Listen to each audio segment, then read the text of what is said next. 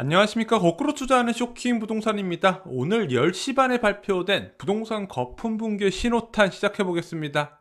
자, 서울 아파트 가격 변화를 미리 아는 방법이 있을까요?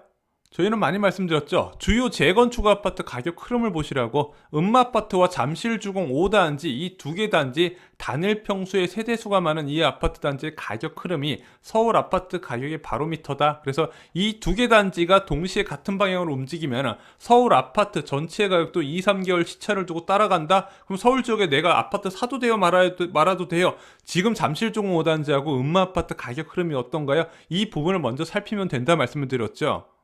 자, 더 빨리 알 수 있는 방법이 있을까요? 있습니다. 한국 소비자 물가 지수를 확인하는 방법이에요. 자, 투자 수요가 많은 서울 아파트는요, 금리가 큰 영향을 미치게 됩니다. 자, 그런데 저물가가 전환이 됐다 그러면 향후 금리 인하 가능성이 큰 거고요. 고물가로 전환이 됐으면 당연히 금리 인상 가능성이 있기 때문에 당연히 앞으로 부동산 시장의 투자 수요 유입이 어떻게 될 것인가 물가 지수를 보면 된다는 거죠. 자, 실제 2019년부터 저물가로 전환되면서 지속적인 금리 인하가 이루어졌고 2019년, 2020년 유난히도 큰 폭의 주택가격 상승세가 나타나게 된 겁니다. 자, 그럼 소비자 물가 지수 방향을 미리 하는 방법이 있나요? 있죠. 생산자 물가 지수. 국내 생산자가 국내 시장에 공급하는 상품의 가격 및 서비스의 요금 등의 평균을 지수한 통계입니다. 그래서 2개월에서 4개월 정도의 선행 지표라고 많이 말씀을 드려요.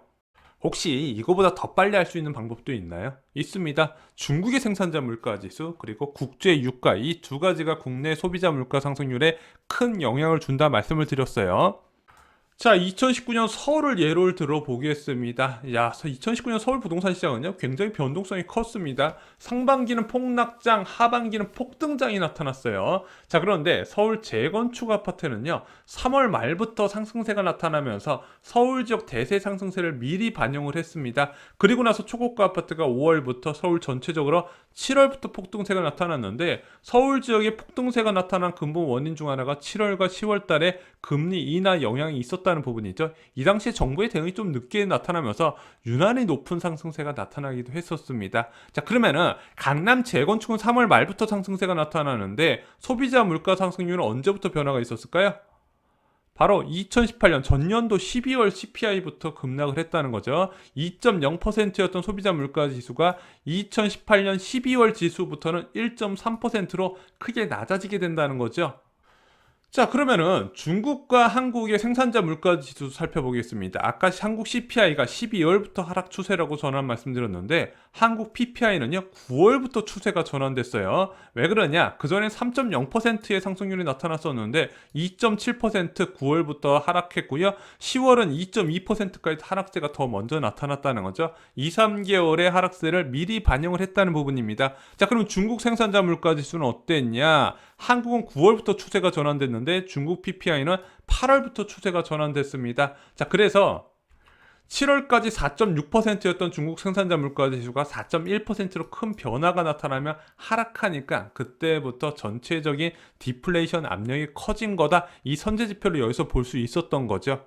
자, 그럼 2019년 서울 지역 부동산 폭등의 과정을 요약하면요. 2018년 8월부터 중국 생산자 물가 지수가 추세가 전환이 되고요. 2018년 9월에 한국 생산자 물가 지수의 추세가 전환이 됩니다.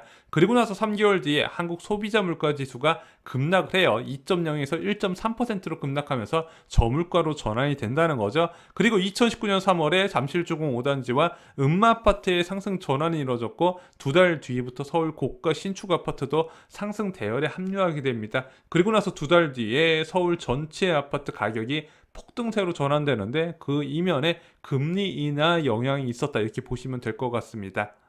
자, 그래서 중국 생산자 물가 지수는 전 세계 인플레 척도로 알려져요. 그래서 2016년에 한 기사를 보면은 중국의 최대 수출품이 디플레라고 하는 거예요. 중국 공산품 수출 가격이 물가 상승률이 둔화가 되면은 전 세계가 디플레에 빠진다. 이런 부분을 이제 비꼰 기사인데요. 중국 공산품 의존도가 높은 한국도 크게 영향을 받는다는 겁니다. 그래서 중국 생산자 물가 지수를 장기적으로 보잖아요. 중국 생산자 물가 지수가 높게 올라갔을 때는 항상 예외 없이 대한민국의 금리 인상 시기와 맞물렸다는 부분이죠. 그럼 최근에 어땠냐? 중국은 심각한 저물가 디플레이션 상황이었다는 거죠. 생산자 물가 지수가 마이너스 수준으로 떨어졌었습니다. 자, 그런데 오늘 중국 3월 생산자 물가 지수가 공개됐어요. 2월 지표는 1.7%였거든요. 그래서 2년 만에 상승률이다, 1% 상승률이다, 이제 호들갑을 떨었는데, 자, 오늘 발표된 3월 생산자 물가 지수가 얼마가 나왔냐? 4.4%가 나왔어요. 시장 전망치 3.5%를 훨씬 뛰어넘는 4.4%를 기록했다는 거죠. 자, 2018년 8월 이후에 가장 높은 수치였습니다. 이 당시에 대한민국 CPI도요, 인플레이션을 우려할 정도로 높은 수치가 나왔어요. 2%를 찍었었거든요. 자, 그 당시 수치만큼 지금 생산자 물가 지수가 나왔다는 겁니다. 이제는 인플레이션을 고민해야 될 시기가 온 거예요. 자, 왜냐면 국제 원자재 가격이 워낙 많이 급등했잖아요. 작년 12월부터. 게다가 중국의 인건비가 크게 올라간 상황이고, 운임 역시 지금 2배 가까이 급등한 것이 결합돼서 이런 4%대의 PPI 지수가 나왔다는 부분이죠. 자, 그래서 공급층 인상 요인에 따른 상승세는 이제 다 갖춰졌어요. 소비 회복만 따르면요, 급격한 CPI 인상으로 연결될 가능성이 커진 겁니다. 자, 그럼 과거 2019년과 비교를 해볼게요. 2018년 8월부터 중국 생산자 물가 지수가 추세 전환되면서 대한민국의 기준금리 인하 그리고 부동산 가격 폭등을 불러왔었는데, 지금과 똑같이 중국 생산자 물가 지수의 추세 전환이 크게 일어났다는 부분입니다. 그럼 한국 생산자 물가 지수는 이번 달 또는 다음 달에 적용될 가능성이 있고요. 한국 소비자 물가 지수는 3, 4개월 뒤에 적용되면서 높은 공산품 가격 인상으로 나타날 가능성, 만약에 이 시기에 소비까지 받쳐주게 된다면 CPI는 더욱더 치솟게 될 것이고, 예상보다 빨리 금리 인상 그리고 금리 인상 횟수도 자주 일어날 가능성이 있다는 거죠. 자, 현재 한국의 소비자 물가 상승률은 1.5%를 기록했습니다. 자, 앞으로 어떻게 움직일까요?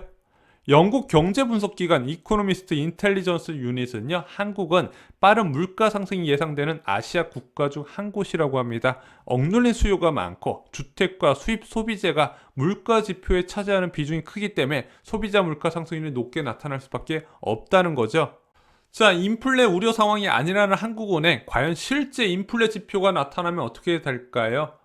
자, 이주환고는 총재, 그동안에 저물가를 우려해서 저금리를 정책을 세웠었는데 인플레가 오네? 그럼 어떻게 될 것인가? 이미 한국은행뿐만 아니라 정부에서도 인플레 우려가 커졌기 때문에 지금 대응을 시작한 상황입니다.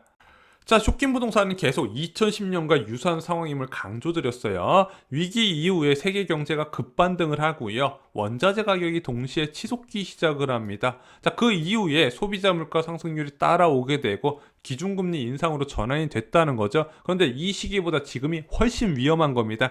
이미 한계치를 넘은 가계부채를 보유한 대한민국, 그리고 부동산은 어떻게 될 것인지 한번 여러분들이 생각해 보셨으면 좋겠습니다. 자, 오늘 정말로 중요한 내용이 발표됐습니다. 좋아요, 구독 꼭 부탁드리고요. 주변 분들께, 특히 집 사시려는 분들께 이 영상 공유 꼭 부탁드립니다. 감사합니다.